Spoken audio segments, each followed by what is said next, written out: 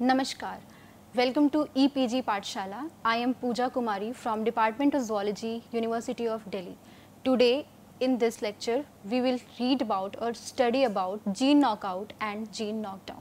By the end of this lecture, you will be able to understand about what is gene knockout, what is gene knockdown, what is the difference between traditional and conditional gene knockouts, what are techniques used for the development of gene knockout and gene knockdown model organisms.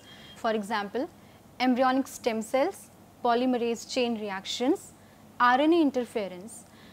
Then gene knockout and gene knockdown model organisms, significance of gene knockout and gene knockdown models.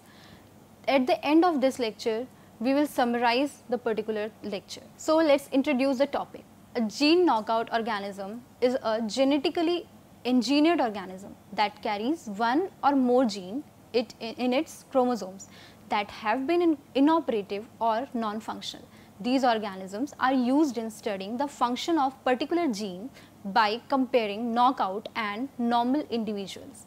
Gene knockout organisms are very useful tools in reverse genetics, where gene function is discovered after its identification, cloning and sequencing.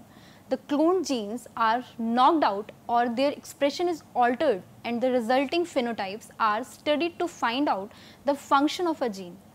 Knockout means completely blocking the expression of genes mRNA and no production of proteins, whereas knockdown means inhibiting the expression of a gene's mRNA incompletely so that there is a production of some functional proteins. What is conditional knockout? In conditional gene knockout, specific gene function is eliminated in a particular tissue. It differs from traditional gene knockout techniques as it targets specific genes at specific times rather than being a gene non-functional in all the tissues from the beginning of life. It is useful as compared to traditional gene knockout techniques, as in the later, one mutation of a particular gene may lead to the death of an organism as a result of side effects and prevent studies of the particular genes to be done in an adult organism. This technology enables scientists to study the effects of knockout genes at a specific developmental stage and in one specific tissue. This has a further advancement that sometimes effects of a gene in an isolated tissue is difficult to study. So it is required to study a specific gene being inactive in one tissue and remain functional in other one. Now, what is knockout model organism? So first of all, let's talk about gene knockout mice. Gene knockout mice is created by a process in which a normal gene is cloned, which is disrupted by insertion of a marker gene, for example, antibiotic resistant gene, or become non-functional by induction of mutations. This DNA construct is transferred to the embryonic stem cells, where the replacement of normal gene with altered gene takes place. Embryonic stem cells are injected into blastomere embryo, and the mice produced is bred to yield homozygous individuals for the altered gene. In the year 2007, M.R. Capecchi and M.J. Evans or Smithens got Nobel Prize in Physiology for Medicine for development of gene targeting technologies essential to the creation of knockout mice serving as animal models for the human diseases. Let's talk about production of gene targeted knockout mice, which involves following steps, like how we can produce these models. First, embryonic stem cells isolation from the inner cell mass of the mouse blastocyst and their culturing. Embryonic stem cells are taken from the inner cell mass of a mouse blastocyst and cultured under the condition on a feeder layer or fibroblast or in the presence of leukemia inhibitory factor, so that stem cells can grow and remain pluripotent, so that they can later, if required, differentiate into different types of cells, example myocardium, myoblast, blood vessels, nerve cells, germ cells, etc. Second one is introduction of a mutant or disrupted genes into the cultured embryonic stem cells and their selection, Various transcription techniques are used for introduction of cloned DNA containing desired gene into embryonic stem cells in culture. The introduced DNA is inserted by recombination into the chromosomal DNA of a small number of embryonic stem cells. The insertion constructs which is introduced into the embryonic stem cells contain 3 genes, the target gene of interest and 2 selection genes, for example NEO-R, which confers neomycin resistance, and the thymidine kinase genes from herpes simplex virus, which confers sensitivity to gankylovirus and cytotoxic nucleotide analog. The construct often is engineered having target gene sequences disrupted by the NEO-R gene and the THHSV genes at the end or at the end of the sequence. Usually, most of the DNA constructs will insert at random by non-homologous recombination as compared to the gene-targeted insertion through homologous recombination.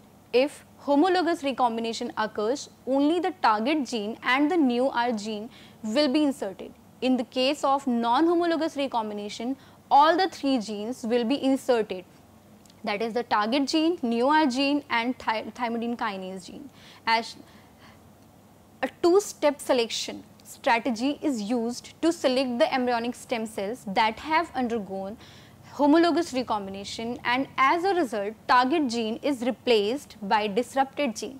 First, the embryonic stem cells are treated with neomycin to select only the recombinant embryonic stem cells as they have NEO-R gene, and secondly, the recombinant embryonic stem cells are treated with ganciclovir to select homologous embryonic recombinant cells, because these cells do not have thymidine kinase gene, and non-homologous recombinant embryonic stem cells die because of presence of THSKV gene. Homologous, that is the third point, homologous recombinant embryonic stem cells are injected into a recipient mouse blastocyst, and blastocyst is surgically implanted into the pseudo-pregnant mouse. And the last step is mating of chimeric offspring heterozygous for the disrupted genes to produce homozygous knockout mice. The transgenic offsprings developed by this process is chimeric, as it is composed of cells that are derived from the genetically altered embryonic stem cells or from the normal cells of the host blastocyst. If germline cells derived from the recombinant embryonic stem cells, the alteration will be passed on to the next generation. If the recombinant embryonic stem cells are homozygous for a visible phenotypic marker like the black coat color, and these cells are injected into the blastocyst of mice which is homozygous for white coat color, the progeny will be the chimeric and heterozygous for the knockout mutations. These progeny individuals are mated with each other to get the homozygous offspring for the knockout mutation.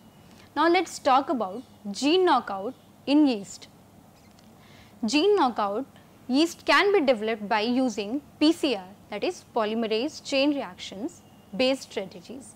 On the basis of known sequences of the genome, PCR primers are designed.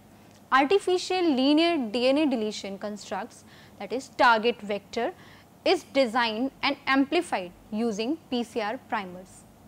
The DNA deletion constructs, that is target vector, has a sequence of the interested gene which is disrupted by selectable marker. In this example, the selectable marker being used is a DNA fragment containing the CAN-R, that is kanamycin gene, that confers resistance to the G418. As the coding region of the gene of interest is disrupted by BiCAN-R gene, this altered gene can no longer code for its protein and becomes non-functional. This linear DNA construct is transformed into the yeast cells and G418 resistant yeast colonies are selected. This linear piece of DNA is enabled to replicate on its own, so it can be sustained in these cells if it would insert in the yeast chromosomal DNA. The linear DNA constructs can integrate in the yeast chromosome either by homologous or non-homologous recombinations. homologous recombination will result in the replacement of functional copy of this gene of interest in the chromosomal DNA with the non-functional copy of gene on the linear DNA construct. Therefore, homologous recombination event completely inactivates or knock out the chromosomal copy of the functional gene, as the coding region of the gene is replaced by CANR gene. A screening method must be used to differentiate between non-homologous and homologous recombinations. In this case, PCR is used as a molecular screening method.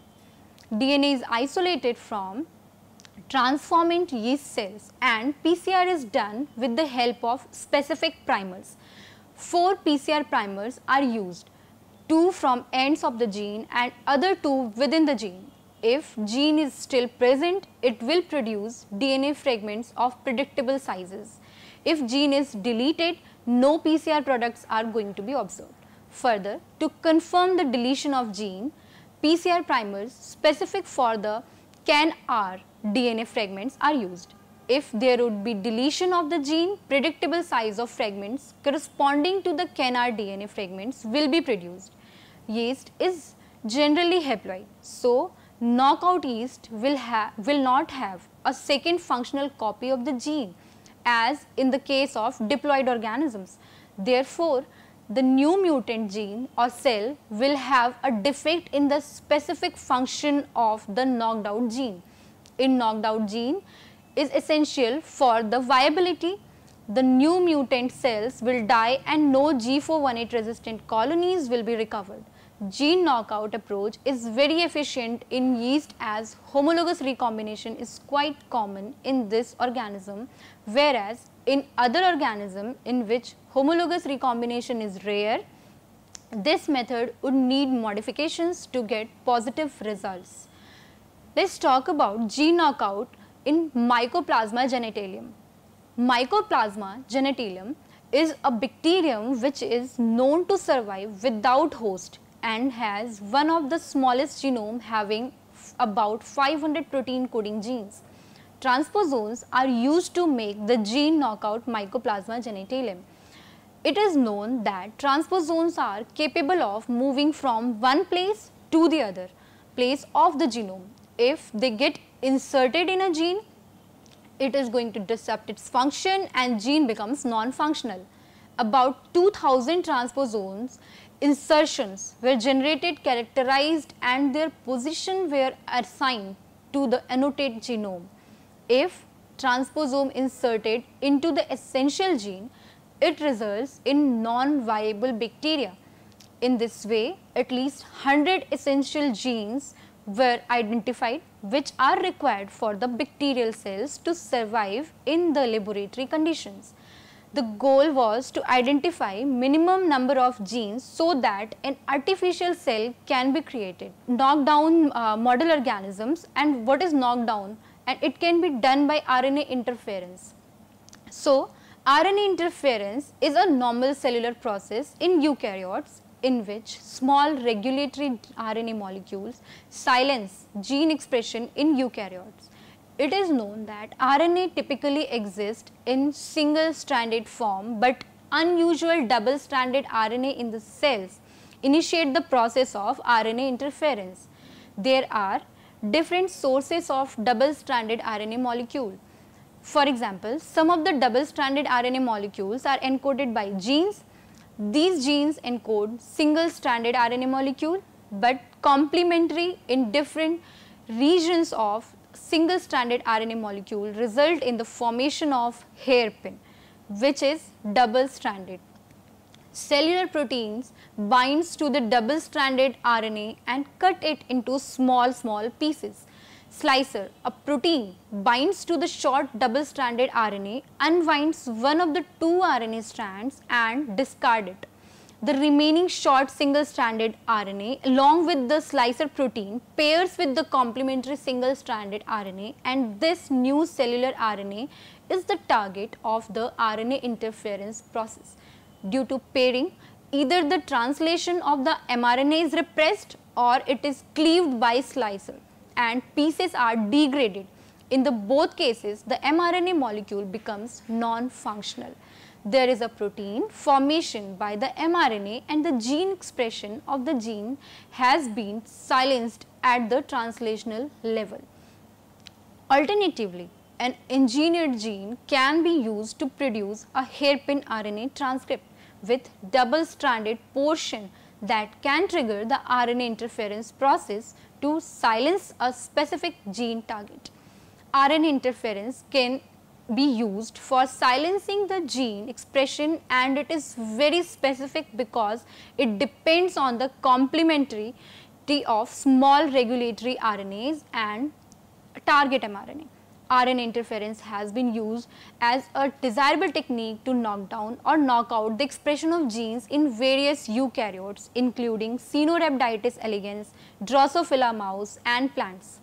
In this technique, the gene is transformed into the organism, which is transcribed into RNA and initiates the process of RNA interference. The gene is designed in such a way that base pairing occurs within the gene itself to form a hairpin structure called a short hairpin RNA.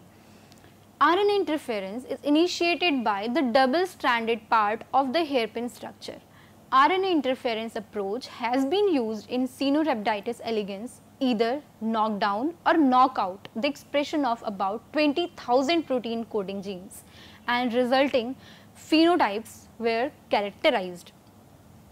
Now let's talk about knockdown mice.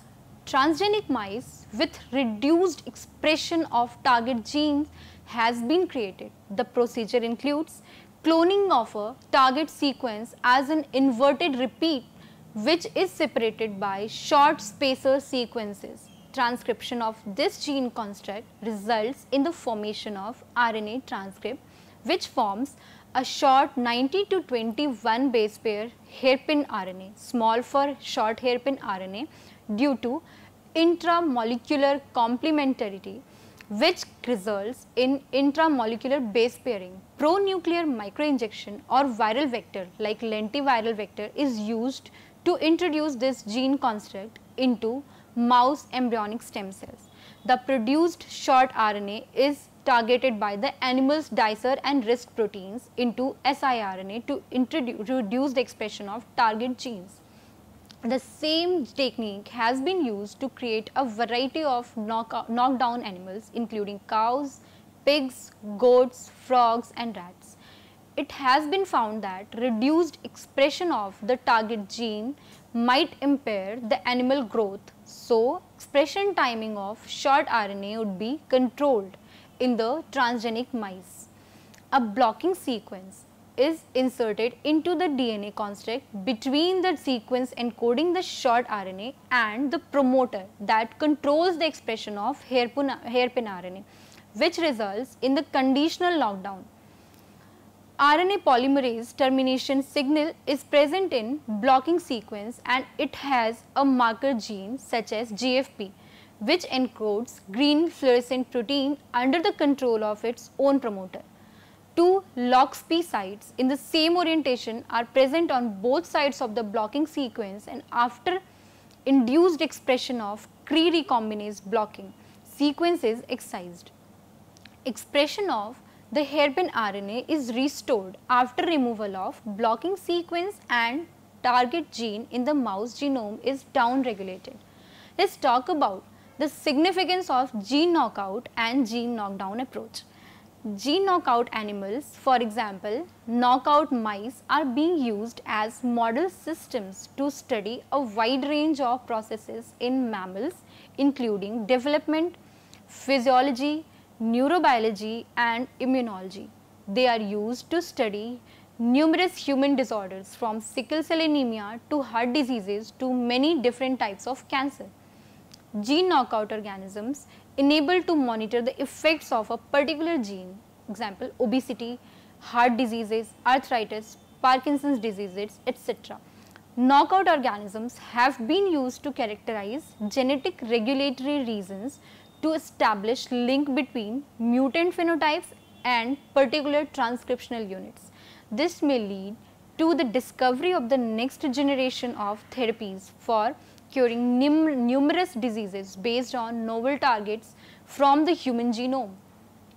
So, with the aim of to study human diseases, the National Institute of Health initiated the Knockout Mouse projects in 2006 with the goal of producing knockout mutations in as many mouse genes as possible.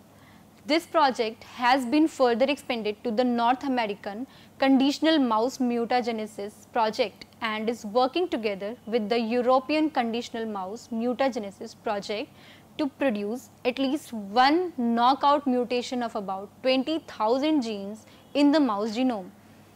Using knockout mice, the cell cycle regulating genes and cancer causing genes have been identified. RNA interference has also been used to silence the expression of genes that are aberrantly expressed in cancer cells. RNA interference methods have been used successfully to find out gene functions in various organisms that are usually difficult to manipulate genetically. For example, mosquitoes, trypanosomas and mammalian cells. When these cancer related genes are silenced, the cancer cells lose their ability to form tumors when introduced into the mice. The nematode Caenorhabditis elegans used as a model organism to understand programmed cell death.